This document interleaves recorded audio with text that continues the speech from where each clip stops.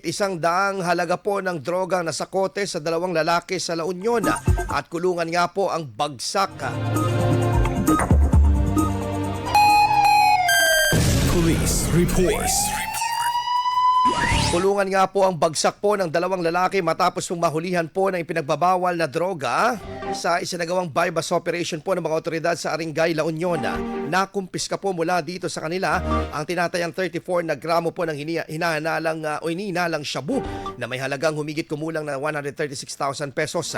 Kinilala ang mga suspect na kapwa residente po ng Urdaneta City, Pangasinan at tinukoy ng mga otoridad bilang street level individuals sa kalakalan ng illegal na droga. Sa ngayon, nasa kustudiyan na ng pulisya ang dalawa at nakatakdang sampahan ng kaukulang kaso. IFM News. IFM News.